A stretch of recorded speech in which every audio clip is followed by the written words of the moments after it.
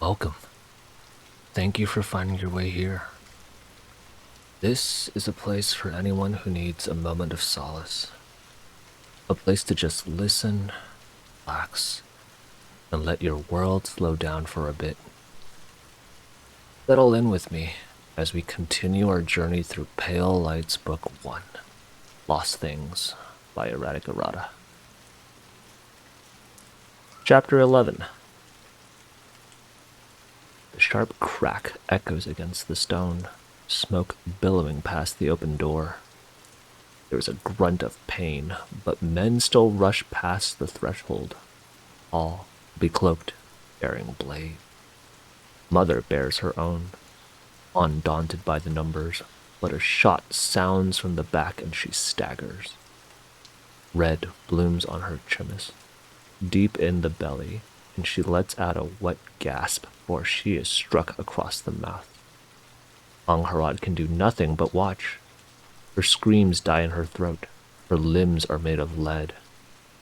Mother falls against the wall, against the rich wood paneling she so loves. And when another shot takes her shoulder, blood is splattered all over it. She falls to her knees, breath a rattle, and then the last man walks in. All fat and with eyes cold as ice. He owns the others. They only watch as he raises his pistol. "It was the wrong choice, Lady Moraire," he says. Mother rasps out an answer, but the words are drowned out by the roar of the flames. Smoke swallows everything. Angharad woke with wet eyes, the way she always did after dreaming of her mother. She could only be grateful that it had ended early this time, before her father's whisper in her ear and the last of the horror. Her neck was beaded with sweat, but she stayed there, lying in her cot, and tried to blot out from her mind the bloody, broken figure the nightmare had fixed in her mind. She hated it, that this was how she should remember Mother. Rhiannon Tredegar had been long and lean, like the crack of a whip made into a woman, with only green eyes softening a face shaped stern by the sleeping god's own hands. There had been a presence to her, a severity demanding respect. That was the way Angharad would remember her, but her dreams did not bend to her wants. She could still hear the thump of knees hitting the floor, blood spraying on wood. Angharad had thought the nightmares finally gone, having had none since Sacramonte, but she had counted her blessings too soon. The noblewoman rose in her covers, surprised to find most were yet asleep. Only Song, perched at the edge of the aqueduct with a veiled lantern beside her, had woken for her turn on the watch. The Tianxi did not turn at the sound of someone waking, and in the privacy that afforded her, Angharad wiped her eyes. Letting her breath even out, she passed a hand through her hair. The slant braids would keep for a week or two, she thought, but soon they would need redoing. She almost missed when she had kept her hair shorter, Malani knots, instead of braids going halfway down her back. Almost. She had let it grow out to celebrate the earning of her last mirror mark. That much she would not let herself regret, even out here. Mother had been so proud, she remembered. Lady Rhiannon had been skilled with the blade, but not a mirror dancer, and the joy had been plain on her face that day. Angharad had basked in that pride, feeling that at last she added to her mother's legacy in some small way. Rhiannon Tredegar had made a name sailing the dark seas, crossing waters which no glare touched, with only the trembling lights she had brought with her keeping darkness at bay. She had faced storms of gloam and sea, the hatred of merciless spirits from the depths, and even the fleets of pirates to emerge one of the great explorers of the age. It had been Captain Tredegar who first found the hidden isle of Lungkulu, who sailed through the perilous western canals and reached the lands beyond. But now it was all smoke, Angharad bitterly thought. The Tredegar name passed into nothing while she scuttled like a rat in a maze for the pleasure of the watch, debasing herself to earn 7 years under their protection. If she could even do that, the nobleman grimly thought. Her eyes turned to the manor their company had lain down to sleep for the night, and in the meager light of Song's lantern showed their divisions laid bare. The Serdan brothers lay furthest away from her, Cosme of Flora guarding them. Both now openly counted her an enemy. It was only the disgust of everyone else at the murder of their own valet that had kept Augusto from trying to order her killed. On the opposite side, Angharad's own cot lay with 2 others close. Brun of Sacramonte sleeping in one, while Song's lay empty. In between the 2 camps, Isabel and her maids lay, bridge and moat. When Brun and Song had grown closer to her, as the Serdans revealed themselves honorless curs, Isabel had been forced to step in as peacemaker. She had prevailed on the brothers to respect Angharad's truce, reinforcing that there would be no fighting until their company had left the throes of peril. Yet despite the infant Zona's efforts, the dark-skinned noblewoman knew this company to be a barrel of powder with a lit fuse. And sooner, rather than later, it would blow up in her face.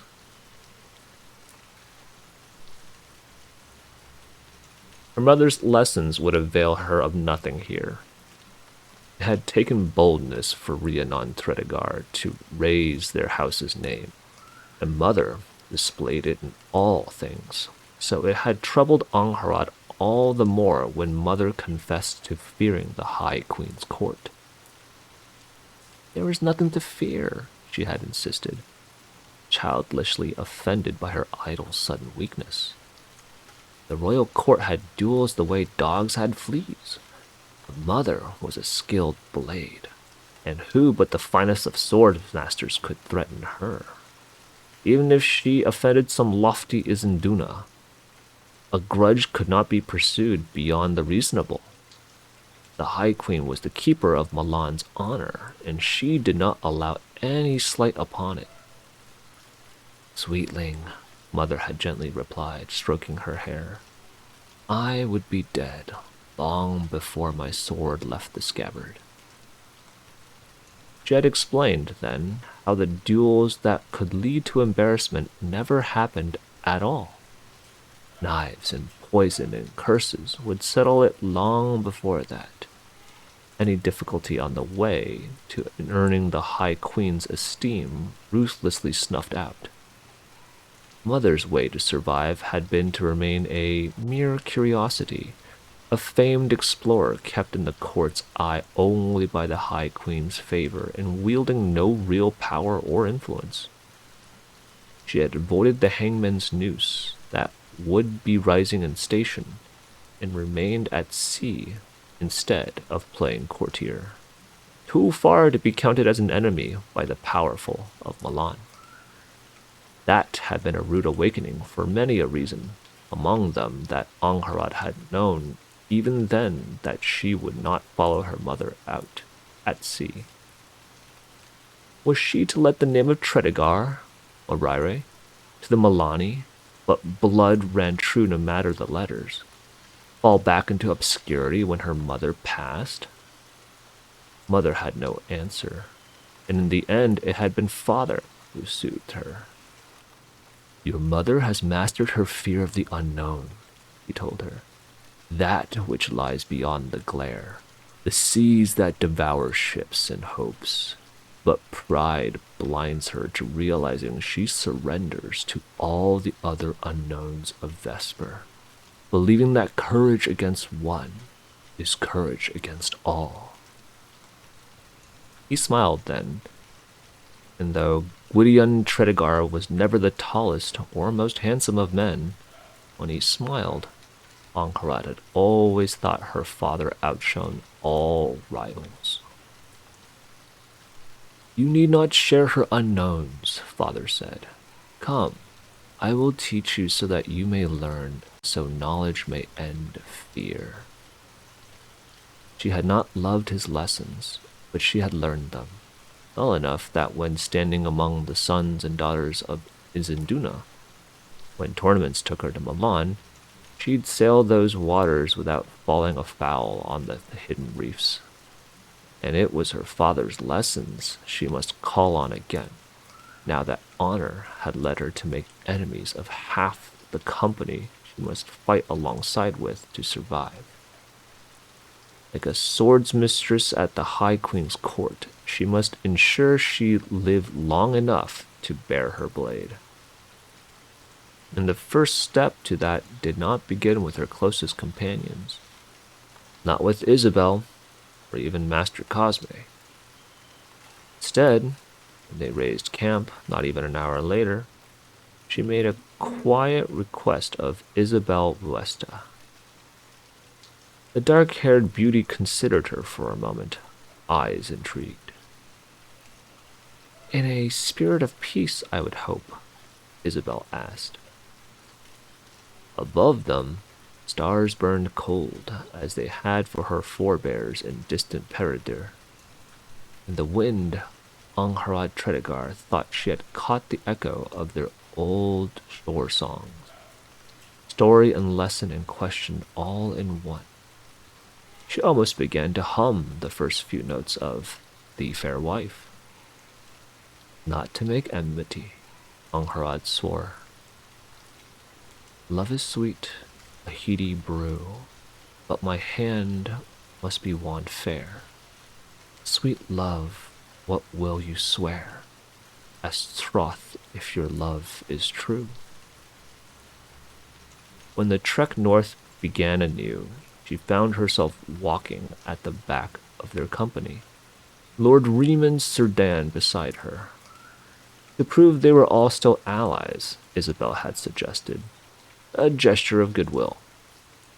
The youngest Cerdan moved warily, as if with every step he feared she might jump out and cut his throat. For all that, Angharad feared not getting from him what she desired. She knew what Augusto Cerdan wanted most of all, so she owned half his name. It is regrettable we are at odds, my lord, she said, forcing a mourning sigh. She did not lie. In all of Vesper, there must be a soul capable of such regret. The Infanzone frowned at her, as if puzzled by her civility. The moment she had become his enemy, he divined, what little esteem he'd granted her before had disappeared. Now, she might as well be some savage from Triglau, raiding colonists by the sea. You lay grave insult at the feet of House Cerdan, Riemann stiffly replied. An insult demands redress, she said. Yet it should be given where it is deserved, not carelessly offered to the unworthy. And what would a Milani know of what is deserved? Infanzone mocked, rolling his eyes. We may well have all died yesterday if not for your contract, Angharad said. That is deserving. Of many things, let Riemann Cerdan decide which without her help. The younger brother puffed up, and for a moment Angharad felt sick. It might be that the man was so vain, any praise at all went to his head, he thought. But she'd known other boys like him, born to great families and stalking about with their knives ever bared, offended and offending. But so often beneath that there had been a wound. How starved of esteem must you be, that an enemy's words are all it takes to straighten your back.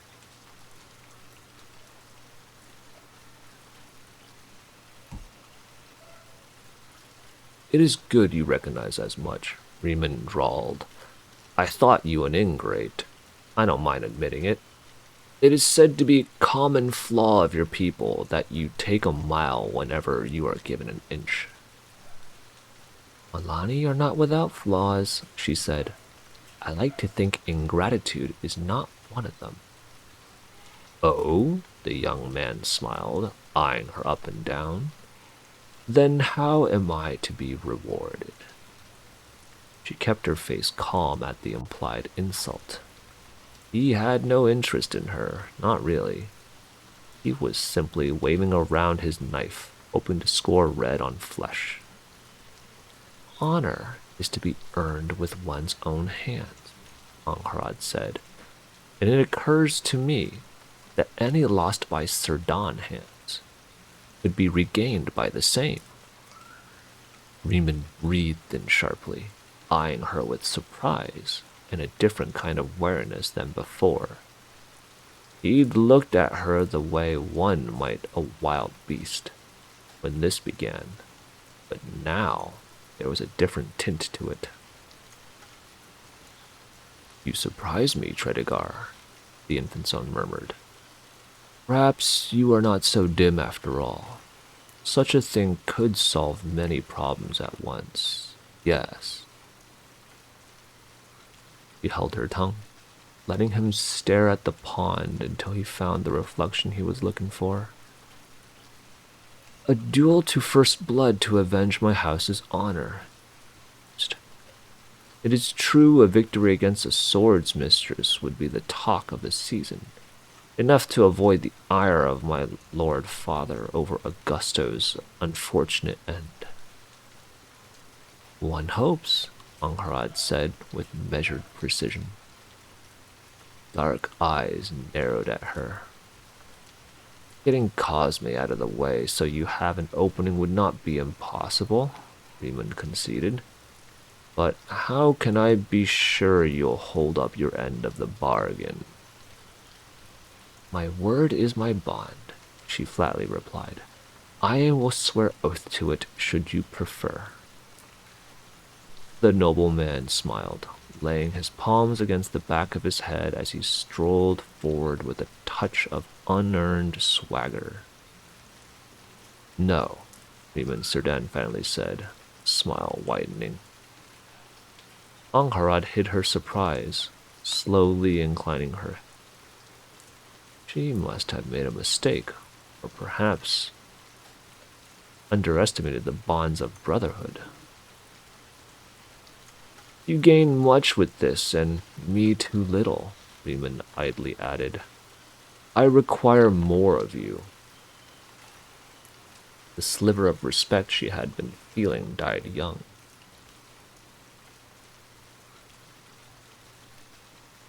I am listening. He leaned close, too close, smiling still for all that his eyes were without mirth. This little dance of yours with Isabel is to stop, Riemann said. Silence again, for no words were more persuasive than one's own. She encourages you, no doubt, the younger Sirdan shrugged. It is her way. She enjoys the attention, and in truth I do not begrudge her that. Why marry at all if your wife is not to be the envy of all your peers? The lie lay in the tight cast of his jaw as he forced the first knot through his lips. But it irritates me, your flirtation, Riemann smiled. I find tasteless the presumption that, even in jest, you could be the rival of an infant son. So you will cease. Keep your distance from her. On an oath, Harad surmised. I do, dark-haired man jovially replied, and one for our other bargain too. There will be no slipping out at the last moment, my friend. Words came easy to her, as if they had always lain at the tip of her tongue.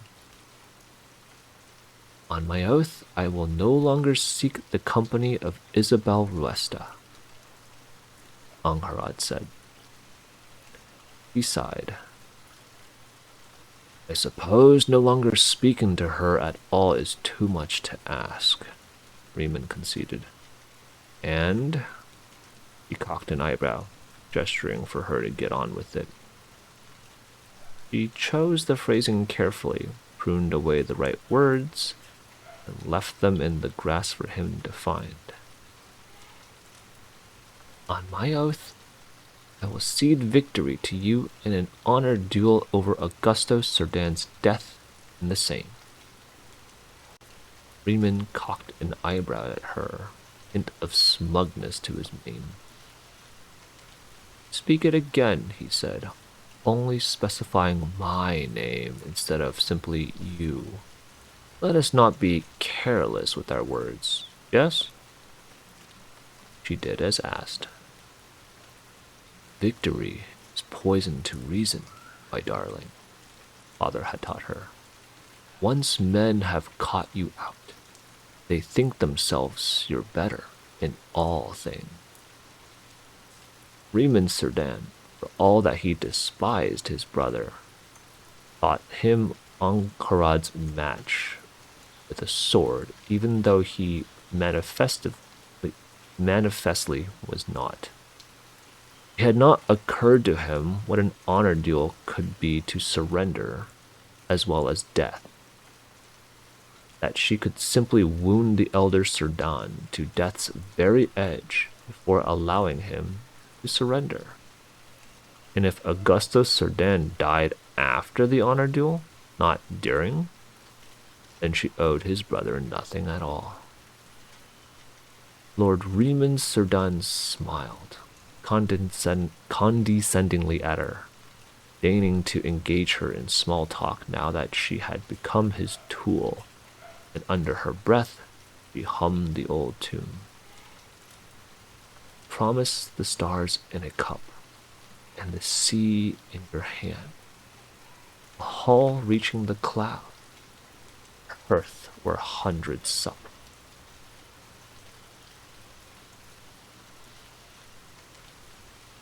She had not turned the brothers against each other. That hatred had taken root long before she came into their lives. But now she had ensured they would not make common front against her. That would ensure Master Cosme not easily made to act against her.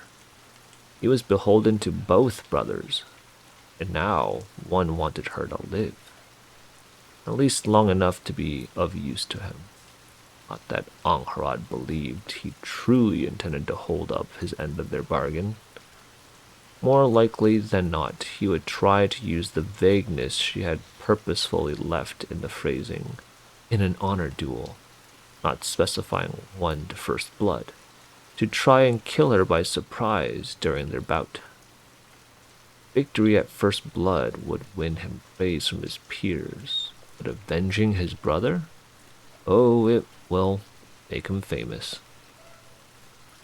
It did not matter. Snake or not, she knew half his name. He would not bite till he had obtained his heart's desire.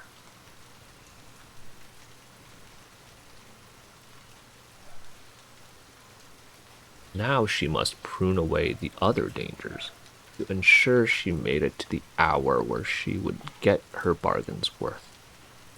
That began with seeing to her own back, ensuring that the companion she'd made would have no reason to turn on her. When their company halted for rest, she volunteered to join Brunn at the front until the next halt. The Sacramontan seemed to appreciate the gesture, especially when she took it upon herself to carry the lantern. Their advance was smooth and almost pleasant, the high road living up to its name. It was largely even ground, broken up only by where enterprising weeds had taken root in the stone. Most of their attention was not reserved for the path ahead, anyhow. It was below that their eyes strayed, down onto the plains they were soon to reach the end of. The lupines that had hunted them for the better part of yesterday were left behind when they crossed a deep gully unmarked on Song's map. Unable to cross, but there was no telling if the creatures had gone around to continue their pursuit. The spirits had not been able to do anything from below, but the incessant howling had frayed everyone's nerves and risked drawing in some greater spirit that would not be kept away by something as simple as the height of the aqueduct. So far, they had glimpsed a few silhouettes creeping across the flatlands, but none ever came close enough to be lit up. The infant zones, Angharad would admit, had hatched a very clever plan. If not for the misfortune of being set upon by the lupines, the march all the way to the second trial might have gone without a single drop of blood spilled. She was not alone in that opinion.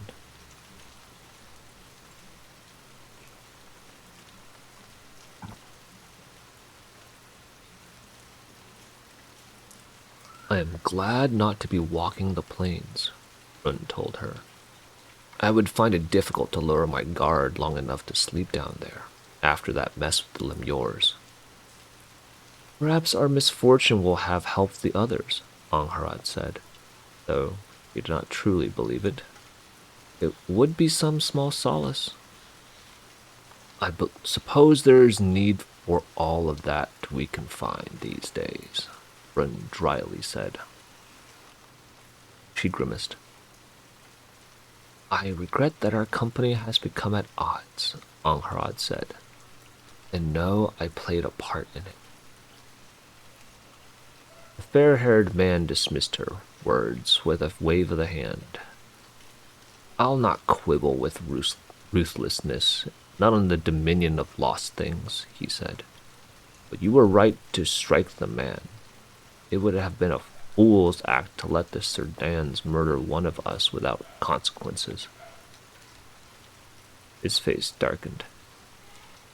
Infant zones already dispose of lives too easily for my tastes, Run said. I would not encourage the habit. It was uncomfortable hearing him speak of his rightful rulers in such a way, but she must admit that the disrespect might not be unwarranted.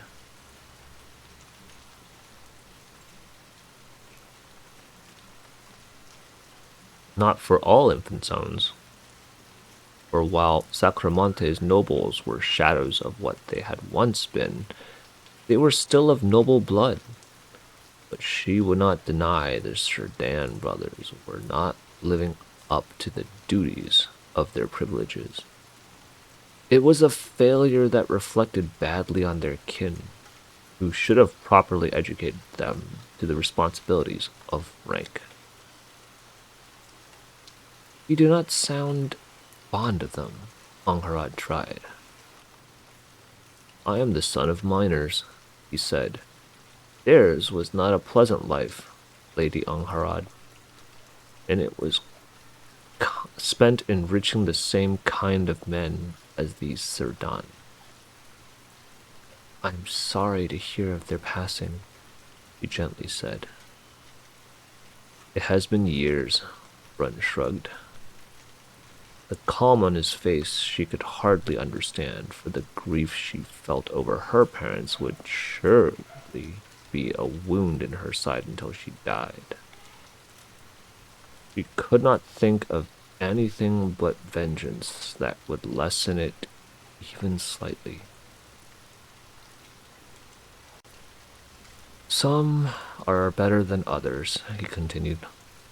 Lady Isabel seems decent enough.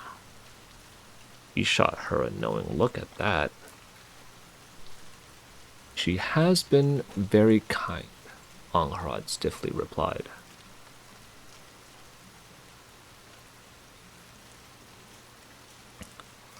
Resita tells me she's decided not to with excuse me, over time.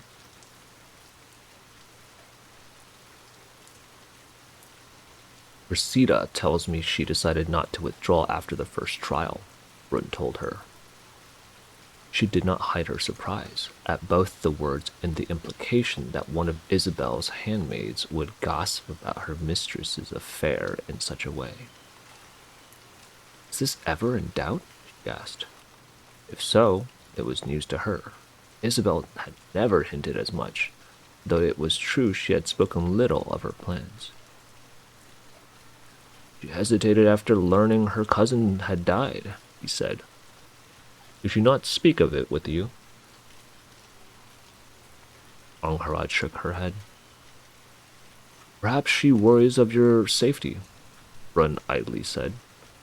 Without her mediation, our troubles with the Serdan would only grow worse.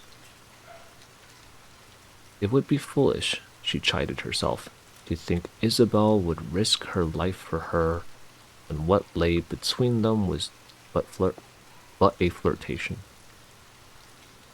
That still brought a pleasurable flush to her cheeks. Or she recovered from the shock and stuck to her course, Angharad said.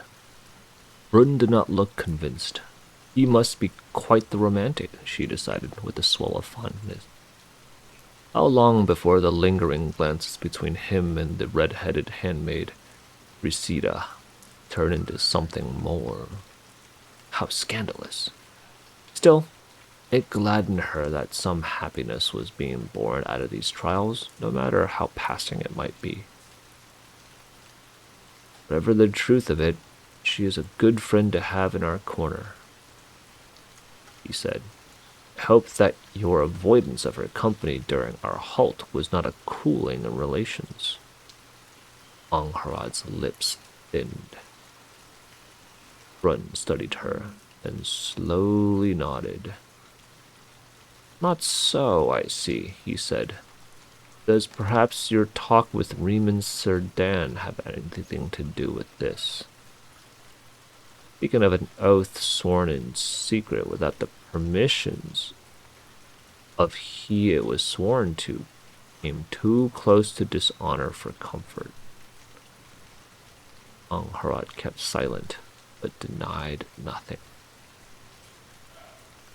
He does seem like the more jealous of the two, Brun grunted. Maybe enough to get an oath. The blonde Sacramontan shot her a piercing look. I wonder, he said, how someone might describe the way you acted during our halt. Angharad beamed down at him. What a clever man. I did not seek the company of Isabel Ruesta, she very precisely replied. Describing something that had been done in public could not be taken as revealing a secret, after all. Brun snorted, scratching the blonde stubble on his chin. Were that an oath, it'd be one with a hole wide enough to sail a ship through, he said. All it'd take was someone figuring it out and passing on the wording to the object of the terms. It would be a clever and convivial soul who did such a thing, Angharad replied, lowering her head in gratitude. Brun smiled.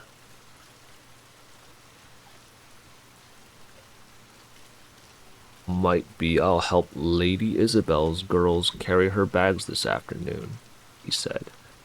I imagine it's the kind of thing she might thank me for in person, sweet as she is. Her head lowered even further. Were they not journeying through a dark aisle that was the root of darklings and evil spirits? Angharad might have found the entire affair all strangely romantic. Binding oath to a clever servants passing messages between star-crossed lovers, In a duel with another rival on the horizon? He must have read half 100 plays that had all of these. As it was, little about this made her heart flutter. It felt much like walking a tightrope instead. If could have a reassurance first, Run quietly said. Should this turn ugly, should the brothers and their minder come for us, will your talent be enough to rip the scales? The pause made it plain that it was he. The pause made it plain what it was he was asking of. Her contract. Though it was most tactless of him to inquire, as one did not simply ask about these things, she did owe the man, or would soon enough.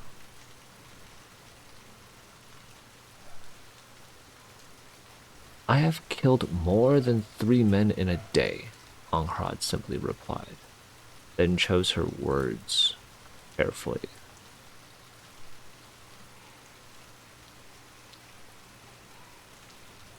My hand moves faster than it ought to. Not a lie, though the implication was. It sat ill with her to deceive Brun, even by implication, when he had been such a loyal companion. But that decision she had made before ever leading Olan. It could not get out that the fisher was giving her the gift of foresight.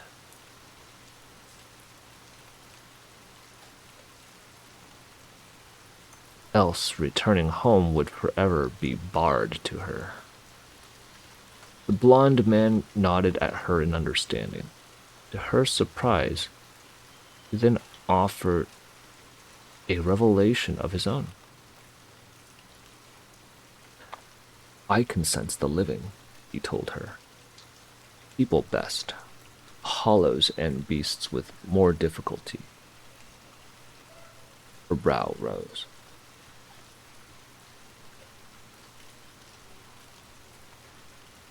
A great gift, she said. There would be more to it, and neither had even obliquely referred to a price. She was still moved by the display of trust, spoke well of the man's character, that he would acknowledge and mend his indiscretion immediately. It made her even more of a wretch to be fooling him. The truth she had found to swallow. She was not used to answering kindness with such faithlessness.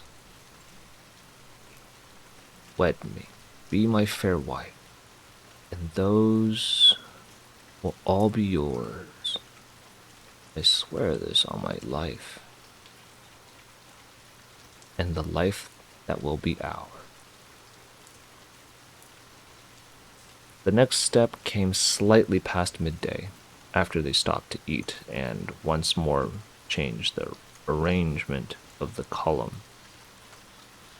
Angharad would have sought out Song, finished securing her back, but when Cosme of Flora instead offered for the two of them to take the rear guard, she agreed without hesitation. He, too, the danger that must be settled. Master Cosme was a skilled and loyal retainer.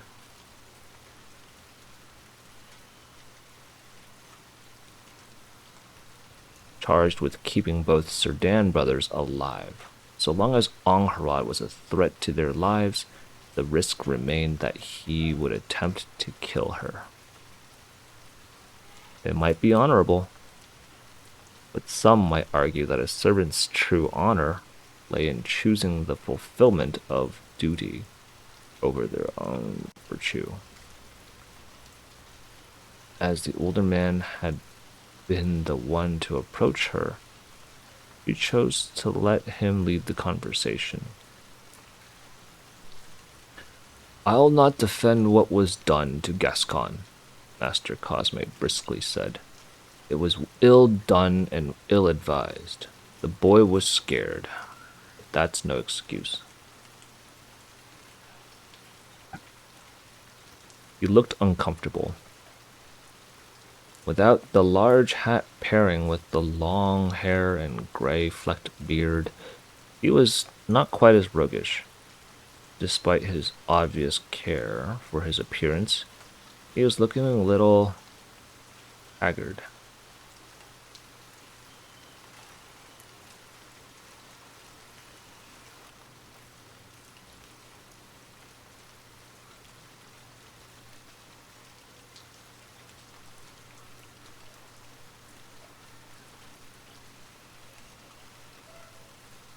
And no excuse was given, Angharad said. Lord Augusto Cerdan had not so much as shed a tear over the killing, as far as she could see. "Can't do that, not after you struck him," Cosme replied. "It'd be an admission of weakness now, that he is beneath you. A ruthless man won't be loved, but he can be respected." He thumbed his mustache. "A weak man will have neither love nor respect." Angharad cocked an eyebrow at him. "What is this if not a defense, Master Cosme?" he asked. He spat over the edge of the aqueduct. His hand was hooked into his belt, as if he were on a casual stroll. That seeming carelessness left it never too far from his pistol.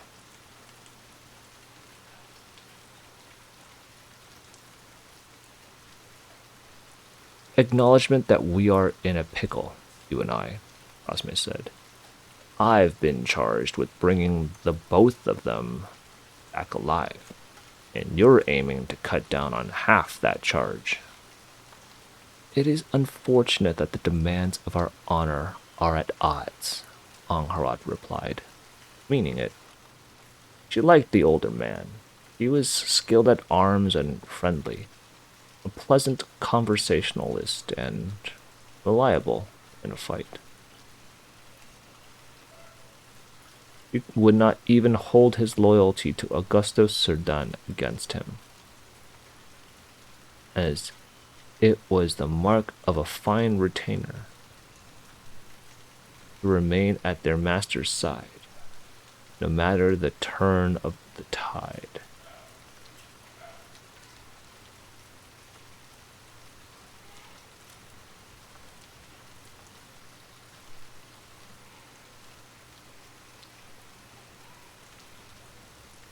She could not even hold his loyalty to Augusto Cerdan against him, as it was the mark of a fine retainer to remain at their master's side no matter the turn of the tide, or whether such loyalty was truly deserved. "I don't want to fight you, Lady Angharad," he bluntly said, "but I'll have to, if it's the only way to keep the boy alive." Hereduri acknowledged as much with a nod. They had both known this without need for a conversation. So soon, Master Cosme should reveal why it was he had approached her. "I wouldn't ask you to set aside your honor," Cosme of Floor slowly said. "But..." Her brow rose, a clear warning for him to tread lightly. "It seems to me there is some room for maneuver in the terms of your challenge," he continued. "We're under truce until peril passes, are we not? Sanctuary before the second trial is the natural end to that oath," Angharad said. "We will be beyond peril's reach there." "But only temporarily," Cosme argued. "In a greater sense, the entire dominion of lost things can be said to be a place of peril.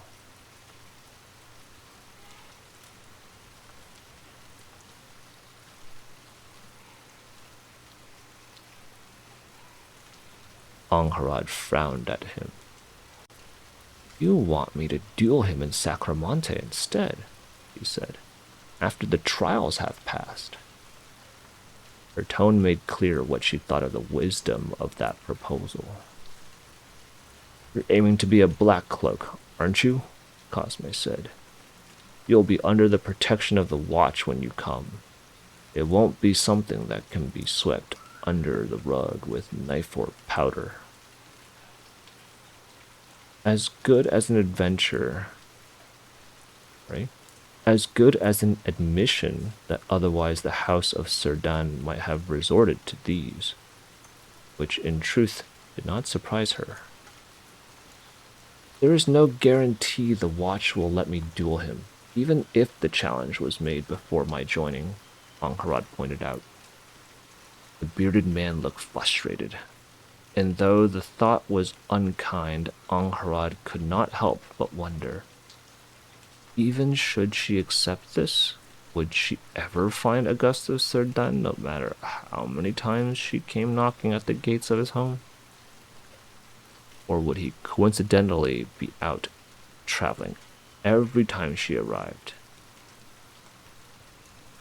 Set out on some business or other? A compromise, then, Master Cosme pressed.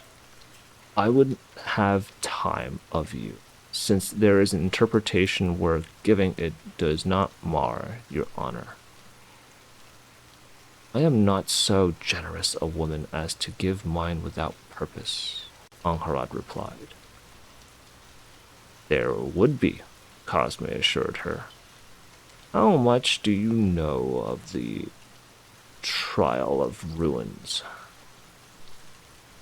Only what she had been told, which was not much.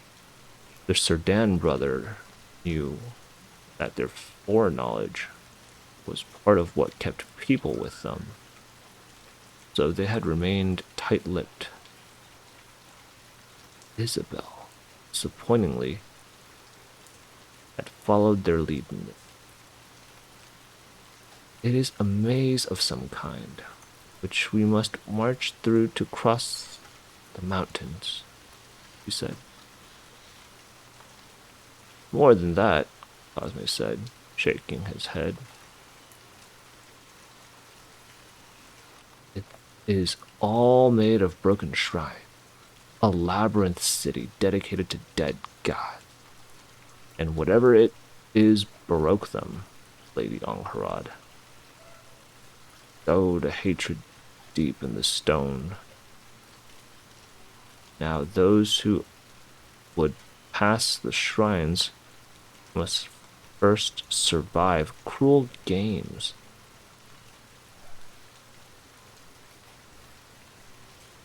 Led by their shadows, leading them to open paths.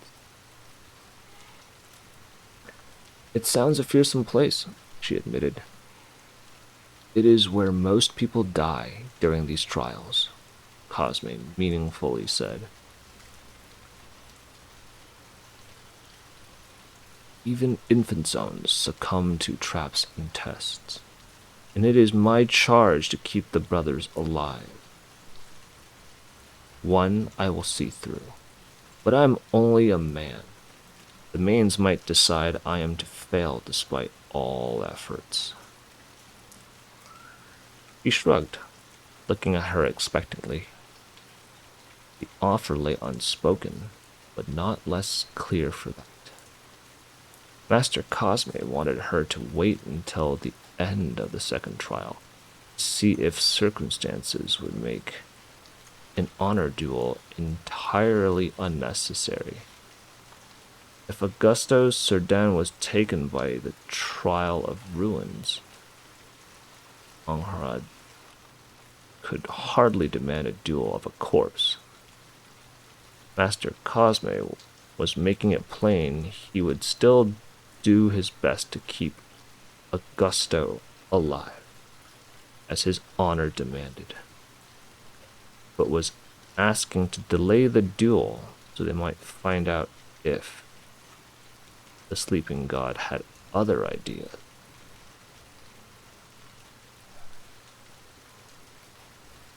Should he not, then they could still duel before the Cerdan withdrew from the trials.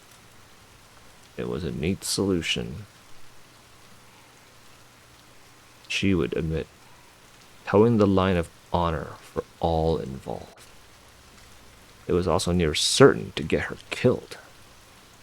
Beyond the second trial lay another sanctuary where it was the intention of the infant zones to desist from their candidature to the watch and place themselves under its protection so they might be taken back to Sacramonte. Should Augusto Cerdan succeed at claiming that protection, he would be beyond her reach. That meant she must either plumb the depths of the labyrinth with the infant zones to ensure he could not risk having a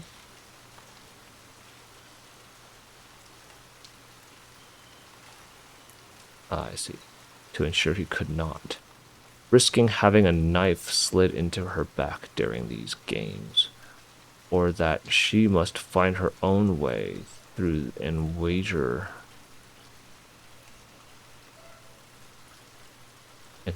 she would cross before he did, so she might intercept him on the other side.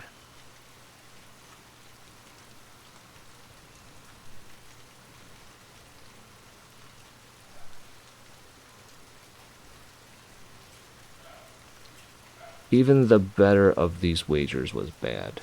The infant zones knew much of these trials, and she knew little.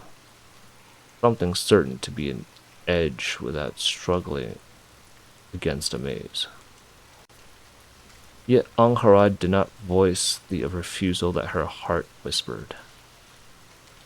"It is a compromise," she said instead. When she had been 13, 5 years ago, though it felt like a lifetime away,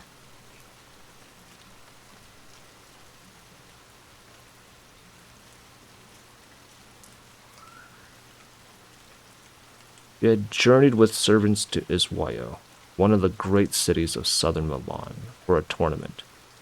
She had not been a favorite to win, still young to the circuit, but already her skill was known from some lesser victories.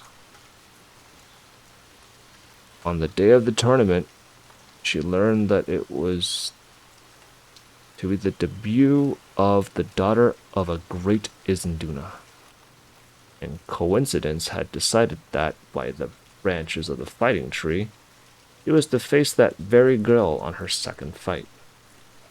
Should they both win, their first of course, Angharad had dully expected victory there. An hour before the tournament began, as she was limbering up, a nameless servant had approached her and smilingly begun to talk. Without ever naming names or implying anything outright, he had implied that should the daughter of a great house find unexpected success, there might be boons for those involved. Why, the sleeping god might find it fit for Angharad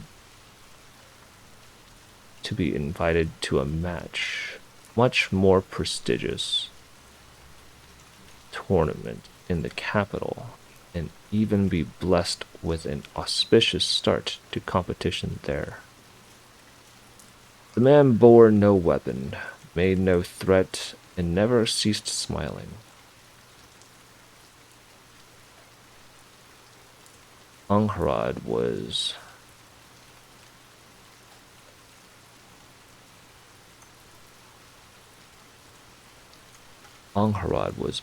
excruciatingly polite in her refusal, offended but unwilling to make a powerful enemy, and the nameless man had neither blustered nor gotten angry. Instead, He thanked her for her time and taken his leave. A few minutes before the tournament began, Angharad had found that the name of her opponent in her first branch had been changed for one of the favorites to win. She lost to the other girl after a respectable bout, who then in turn went on to lose by an excitingly small margin to the Isinduna's daughter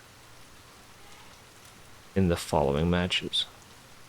It was an exciting bout, all agreed, and a fine debut even if the girl did not make it too far after that. There had been a lesson in that day, one she had well learned. And as Angharad walked side by side with Cosme of Floor, this genial and pleasant man who had taken great pains to avoid enmity between them, she knew again as the coming of the tide that if she refused him now, he would try to kill her. Not right now, perhaps not even today or tomorrow. But a time would come, and then without bluster or warning, Master Cosme would shoot her in the back or stab her in the heart. The clear-headed patience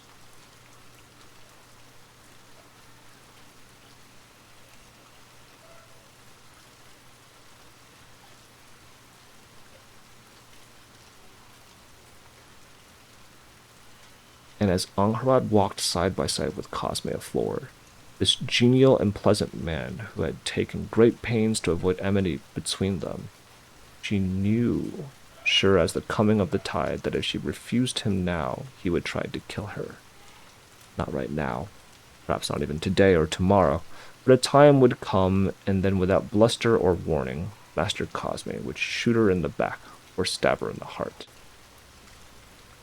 That clear-headed patience was 100 times more dangerous than anything Augusto and Riemann Cerdan had it in them.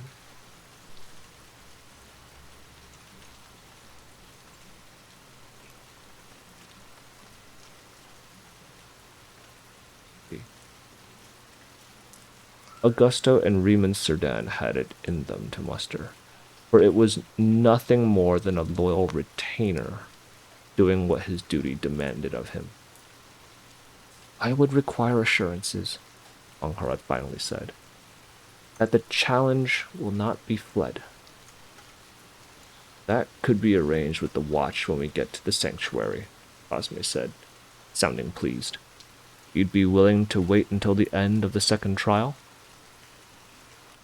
Should this be true, then I will delay my challenge until the end of the Trial of Ruins, Angharad precisely said. If you would have an oath of me, Your word is enough, the older man firmly said, shaking his head. You are Milani. He meant it as a compliment, she thought, though she would not take offense. Even the merchants of Milan were known as honest to all the peoples of Vesper, since outing them as liars would ruin their trade. Honor was impatient on the Isles. Honor was important on the Isles, and taint had a way of passing by association. It was not only nobles that were careful of the company they kept. Reputation must be carefully curated, but then work was not rewards. Milani, it was said, did not lie. Their word was taken as bond when given, and the same trust was given to the people of the High Isle and the Low. I give you then my hand, promised in salt and air, and by your side will stand. the wife that you won fair. Master Cosme was in a fine mood when they parted ways that evening, certain he had gotten from her what he wanted. He had not. Angharad had agreed to delay a challenge, never promising not to issue another.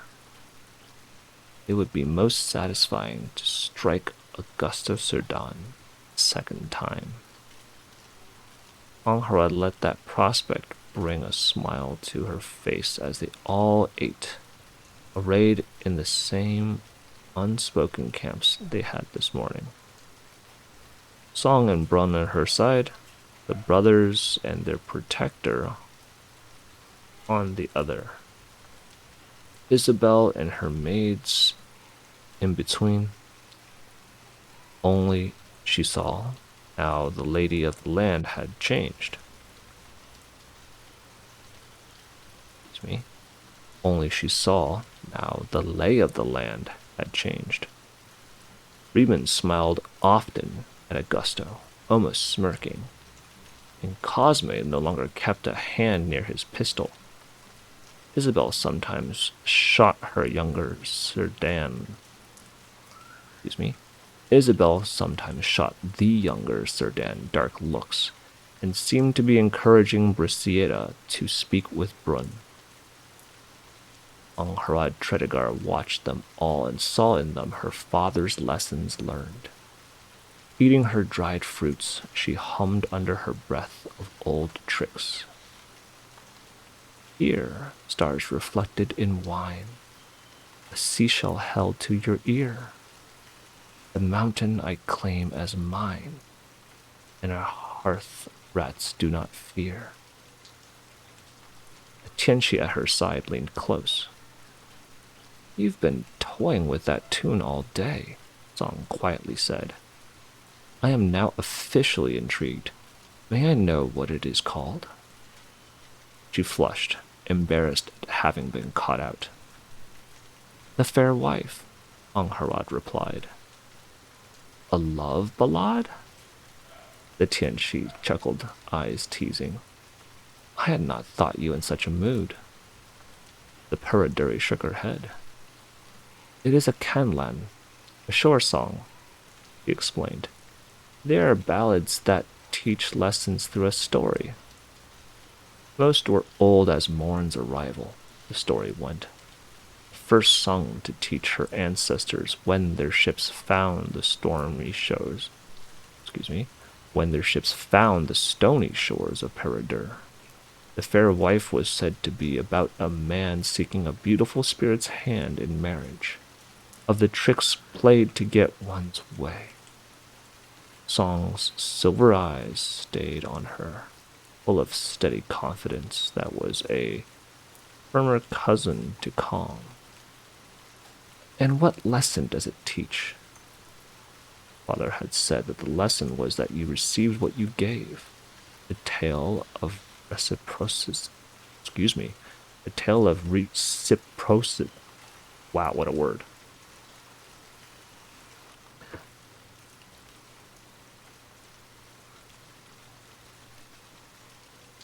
Father had said that the lesson was what you received was that you received what you gave. A tale of reciprocity. Mother had often said it was simply about how spirits, like many men, simply could not be trusted. She had never entirely believed either, finding her own answer as a Kanlan encouraged. That cleverness is a sword with two edges, Angharad Tredegar replied. And every so often, we get everything that we deserve. After all, the last couplet was sung by the spirit and not the man. Sweet love, I find no fault, and leave now in your care this hand of air and salt, the wife that you won fair. And with that, we're going to leave the journey there for now. I hope you found a moment of solace. Thank you for being here, and take care. Until next time.